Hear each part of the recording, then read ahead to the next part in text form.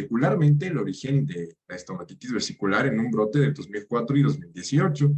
Esto se llevó a cabo gracias a la Agencia de Regulación y Control Fito y Zoosanitario de Agrocalidad, junto con la Universidad de las Américas. Este proyecto pues, ya se encuentra publicado en la revista de Veterinary Science bajo este título. Permíteme, voy a poner el láser bajo este título y también pueden encontrarlo a partir de este doy. Entonces, bien, empecemos a hablar o introduzcamos el tema hablando justamente del personaje principal de esta historia. Estoy hablando del virus de estomatitis vesicular, que es un virus que posee un material genético compuesto de RNA de simple cadena, de sentido negativo, ¿sí? Que viene de la familia Rhabdoviridae y pertenece al género vesiculovirus. Además, es considerado como un arbovirus. Eso quiere decir que es capaz de transmitirse a través de vectores, como veremos más adelante.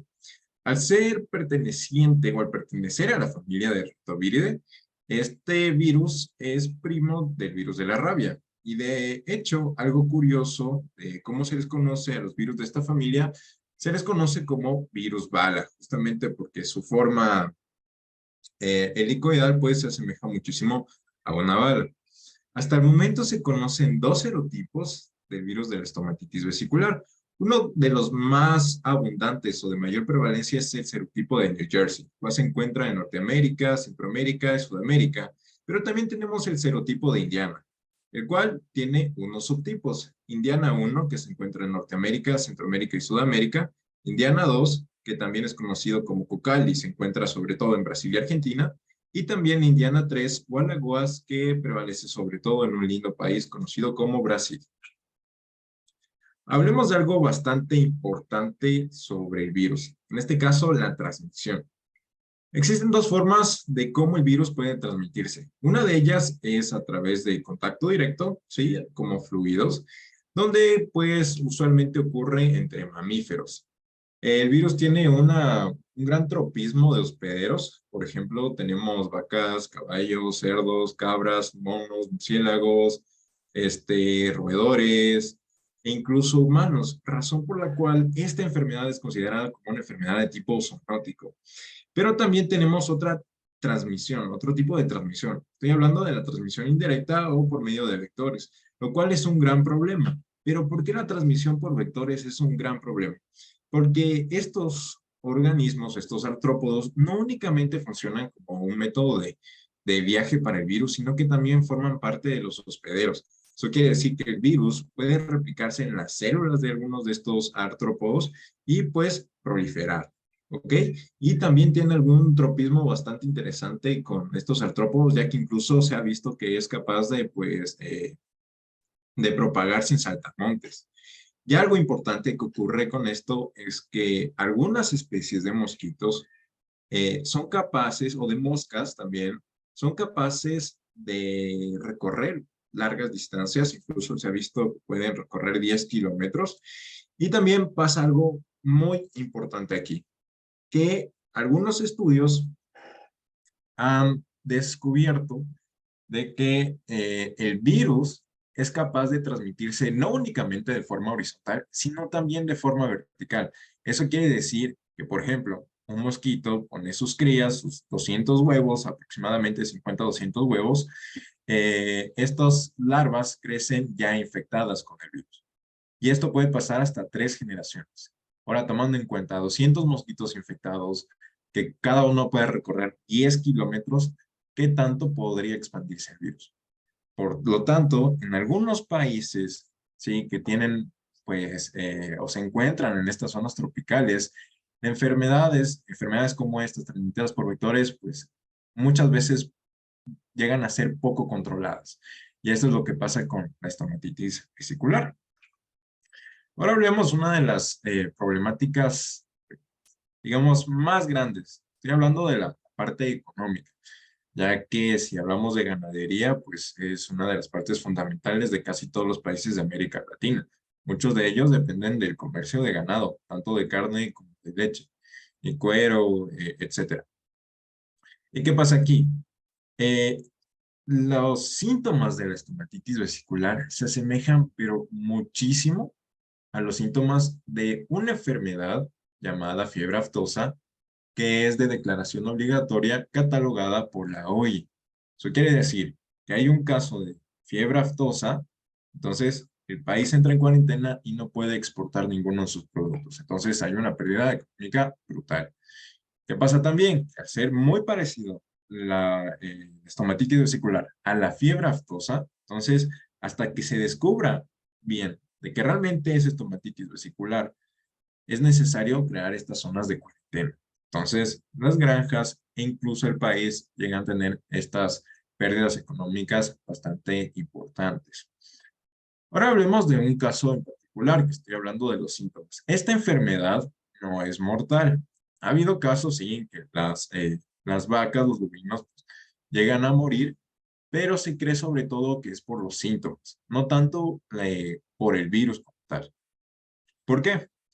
Vemos esta parte de aquí, como el nombre le indica, estomatitis vesicular, el virus causa estas vesículas, por ejemplo, esta descamación de la lengua.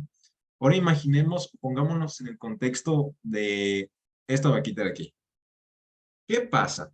Una vaca es un rumiante, está masticando constantemente su comida. Y si tiene esto de aquí, pues simplemente va a preferir no comer antes que pasar dolor, porque obviamente le duele muchísimo. Y no solamente ocurre aquí en la lengua, también puede pasar en el paladar. Entonces la vaca pues prefiere no alimentarse y esto conlleva a problemas de nutrición. También tenemos esto de aquí, que es descamación de otras partes del cuerpo. Por ejemplo, esto de aquí es justo en las patas. Realmente no soy veterinario, así que no podría realmente, no sé de anatomía animal, lo siento. Entonces no sabría cómo explicarles, pero es justo como que en la pata de atrás, llegando entre la barriga y la pata. Entonces ahí está descamación, ocasionando que también, además de que no pueda comer, tampoco pueda caminar bien. Porque no sé si a alguien le ha pasado que si tú te quemas, por ejemplo, el codo, la muñeca, o incluso se te despelleja un poquito en el pulgar, pues esto duele muchísimo, incluso abrir la mano, abrir el codo, abrir el hombro, etcétera. También tenemos esta parte de aquí que son estas vesículas en la ubre. ¿Y qué pasa? Esto puede ocasionar también mastitis, que de hecho es un problema muy común en las fincas y que resulta en una pérdida económica sumamente gigante, sobre todo en estas granjas de producción de lechera. También tenemos vesículas nasales. Entonces, tengamos todo esto en cuenta y veamos. Tenemos vesículas en la boca. La vaca no puede comer bien. Tenemos vesículas o esta descamación en las piernas, en las patas. La vaca no puede caminar bien. Tenemos esto de aquí. También puede tener mastitis, una infección en las ubres. Y aparte, la vaca no puede respirar bien. En un ambiente tropical lleno de bichos, no se imagina lo incómodo que puede ser esto para el animal. Entonces, muchas veces los granjeros optan por sacrificarlos, pero lastimosamente no pueden vender su carne porque muchas de estas zonas, pues, o mucha parte del epitelio del animal va a estar con estas vesículas. ¿Esto a qué se debe? Básicamente a que el virus tiene un tropismo celular sumamente enorme. De hecho, se cree que, por ejemplo, en los seres humanos, el virus de la estomatitis vesicular es capaz de infectar todas nuestras células, porque utiliza un receptor bastante común en ellas, que en este caso es el LDLR, que es este receptor de los lípidos de baja densidad, que tienen la mayoría de las células. Ahora hablemos sobre la problemática que pasó en el 2018, que fue este brote tremendo epidemiológico en el país. Usualmente en Ecuador se reportan brotes muy pequeños de 10, 15 casos anuales, por lo que esto en el 2018 fue brutal, fue significante, muy, muy controversial porque tuvieron que hacerse zonas de cuarentena y se afectó enormemente todo lo que tenía que ver con el comercio de ganado. Esto se dio en 18 provincias, Ecuador tiene 24 provincias, así que en casi todas, donde el serotipo que más abundaba de mayor prevalencia en este brote fue el serotipo de New Jersey, con 92.23%, el de Indiana con 5.52%, y hubieron casos de algunas vacas que presentaban ambos serotipos, con 1.25%. Sin embargo, a pesar de que también se hizo el estudio epidemiológico para saber cada una de estas muestras, ¿no? Para recolectarlas y reconocer cuáles eran los sitios con mayor prevalencia, que se muestra en el mapa, nunca se supo cuál fue el origen del brote. Por tal motivo, nosotros decidimos establecer estos objetivos, que fue determinar el origen del brote del 2018 de estomatitis vesicular. ¿A través de qué? De estos objetivos, que son analizar la secuencia de 75 aislamientos de New Jersey, Indiana, de este brote del 2018 a través de filogenética. Determinar la epidemiología de los 75 aislamientos de New Jersey en Ecuador, también de Indiana, en este caso solamente 3, y definir la filogenética nacional e internacional, no únicamente para determinar el origen del brote, sino también para establecer cuál fue el punto de entrada del virus a Ecuador. ¿Por qué estoy hablando únicamente de 75 aislamientos? Es básicamente porque el brote ocurrió en 2018. Sin embargo, se decidió establecer el origen en 2022, 4 años más tarde. Estamos hablando de un virus con material genético de RNA. Entonces, sabemos que es una molécula bastante volátil, por lo que pues muchas de las muestras simplemente ya no eran viables, así que nos quedamos únicamente con 75 aislamientos. Entonces, para recuperar las muestras, lo que hicimos fue cultivar los virus medio VHK21, sí, que son unas células perfectas para el crecimiento de estomatitis vesicular, y de hecho es lo que recomienda la OIE. Incubamos esto a 72 horas a 37 grados centígrados, y posterior a este periodo de incubación, pues analizamos el efecto citopático.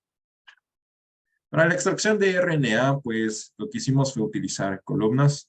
Aprovechamos de que durante el 2022 existían, bueno, teníamos esta enorme abundancia de kits para detección de justo de virus de RNA, así que pues era súper útil.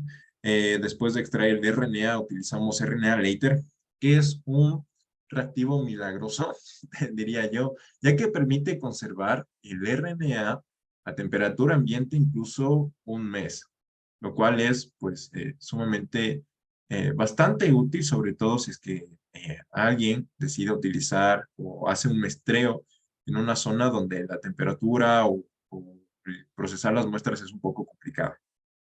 Luego de ello, amplificamos el gen de la fosfoproteína utilizando RT-PCR de un solo paso, visualizamos los amplicones por electroforesis y secuenciamos este gen por el método Sanger.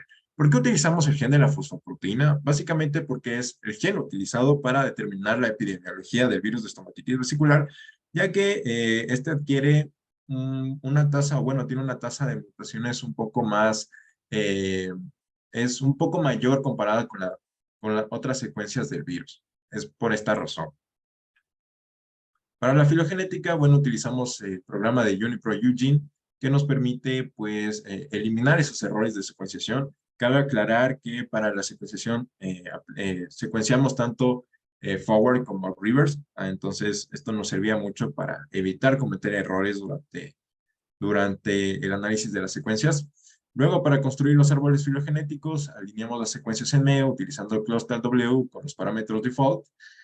Utilizamos también el Maximal Likelihood con un bootstrap de 1000 y el Tamura 3 Parameter Model con una distribución gamma con un número discreto de categorías de 5 parámetros. Ok, aquí tenemos el primer resultado. Este no se encuentra en el artículo, sino más bien es un árbol un poco más didáctico, para que se entienda mejor cómo fue que determinamos el origen del brote de estomatitis vesicular en el 2018. Aquí tenemos algunos grupos bien delimitados filogenéticamente. Por ejemplo, en esta zona de aquí tenemos aislamientos del 2004, recolectados en muchas de las provincias del país. Luego en este grupo de aquí, en este clado, tenemos grupos, el grupo de la Amazonía. Únicamente se encuentran secuencias de la Amazonía. Luego aquí hay una zona intermedia entre la Amazonía y el resto de secuencias. Y este de aquí, pues, es el grupo principal, donde hubo el mayor reporte de casos. Y vemos también que este bootstrap, ¿sí? Es bastante bajo. ¿Por qué? Porque básicamente todas estas secuencias eran exactamente iguales, a pesar de que, por ejemplo, algunas eran de la sierra, otra de las costas, incluso fueron recolectados meses más tarde, pues todas eran exactamente iguales. Ahora, vamos a inferir nuestros resultados. Primero, inferir dónde provino el brote. Nosotros analizamos estas secuencias viejas justamente para saber si es que había un reservorio de estomatitis vesicular. Y nos dimos cuenta de que muy posiblemente sí había. ¿Por qué? Que tenemos este grupo de la Amazonía que filogenéticamente es el más viejo, porque se relaciona más con estas secuencias del 2004. Entonces aquí podemos intuir de que muy posiblemente existe un reservorio en la Amazonía, ¿sí? Tal vez de un brote anterior al 2004 o proveniente igual de este brote de 2004, no lo sabemos.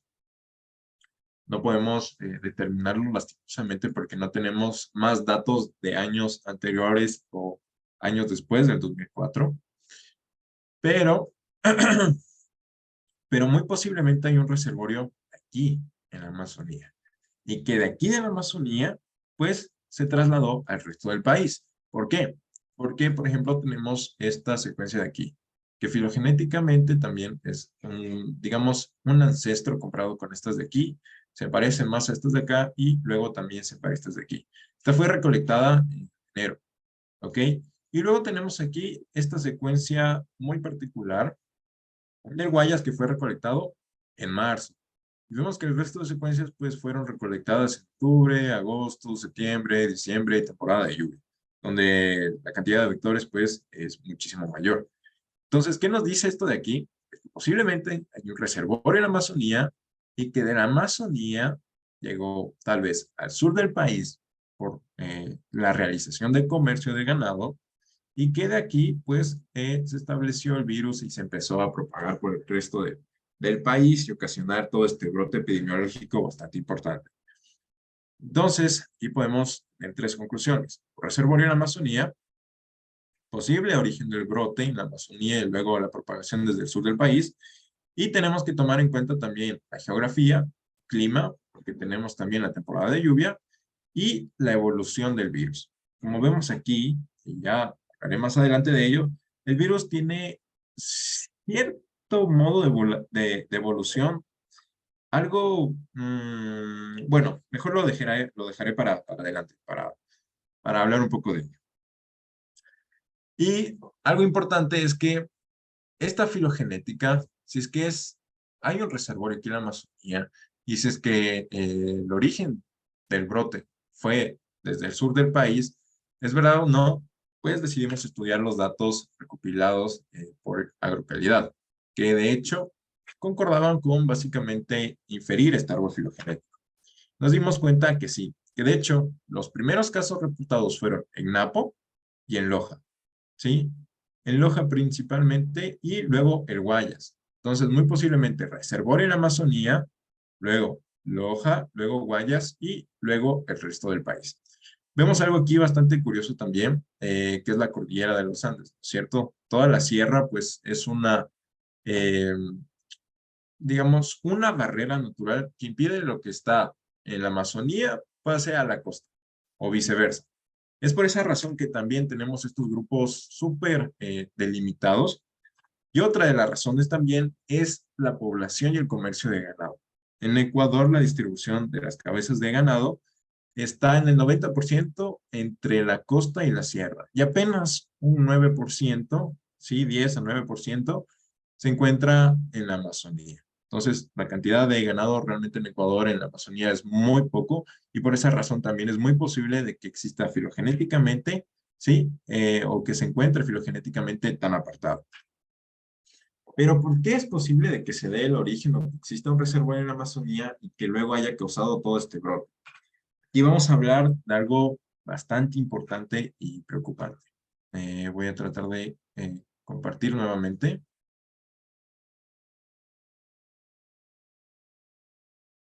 Por favor, me avisan si pueden ver mi presentación. Sí se puede ver la presentación. Ya, gracias. A ver, aquí les voy a mostrar algo bastante impactante como para revisar. Ok, nosotros si vemos desde lejos el mapa de Ecuador, vemos la Amazonía y bueno, decimos, ok, esta es la Amazonía, es completamente verde, no pasa nada, pero cuando nos acercamos un poco, aquí llega el problema. nos damos cuenta de la cantidad de parcelas que actualmente son destinadas pues al ganado y también al cultivo, por ejemplo, de palma. También vemos, por ejemplo, ¿dónde está Napo? Ya perdí, acá. Sí, vemos todo esto de aquí. Vemos cómo el crecimiento del ser humano, pues, va arrasando con todo lo que tiene que ver con el Amazonas. Y por esa razón, creemos que hay un reservorio natural de estomatitis vesicular en la Amazonía, pero justamente por el crecimiento humano nos topamos con este brote, porque al introducir nuestros animales en la Amazonía, pues están en contacto, quién sabe, tal vez con algunos murciélagos, estos Desmodus rotundus, que son murciélagos vampiros, que pues se alimentan la sangre de los animales. Tenemos muchísimos mosquitos, tenemos una cantidad de otros hospederos gigantes que pueden transmitir el virus, y pues eso también puede ser una de las causas. Sí, lastimosamente es algo que sucede no solo en Ecuador, sino también en varios países de Latinoamérica. Pero bien, ya establecimos el origen del virus, la Amazonía y luego el sur del país. ¿Cuál fue el punto de entrada entonces? Para eso tenemos este árbol filogenético de aquí, donde también tenemos unos clados bastante importantes. Por ejemplo, tenemos este grupo de aquí, de Norteamérica y México, el grupo de México y Centroamérica, luego ya tenemos Centroamérica como tal, tenemos Colombia, tenemos otra vez Colombia, Ecuador de 2004, muy cercano a Colombia, y Ecuador de la Amazonía, que bueno, si revisamos las ramas desde la Amazonía, las ramas se parecen muchísimo pues a las del 2004, son las que filogenéticamente están más cercanas. ¿Qué nos dice esto? De que el virus, o por dónde entró el virus, fue por Colombia, ¿ok? No hay que culpar a ningún gobierno porque las fronteras, hablando de biodiversidad, solamente son dibujos en un mapa. Entonces, el virus tiene muchos hospederos, muchas formas de entrar o de desplazarse a través de estas regiones tropicales, como vimos, por la cantidad de hospederos. Entonces, es imposible controlarlo. Y esto pasa, pues, en casi todos los países. Hay algo aquí también muy particular y vemos que los clados están bien delimitados. Norteamérica, Centroamérica, Colombia, Ecuador, etcétera. ¿Sí? Pero también pasa algo muy peculiar.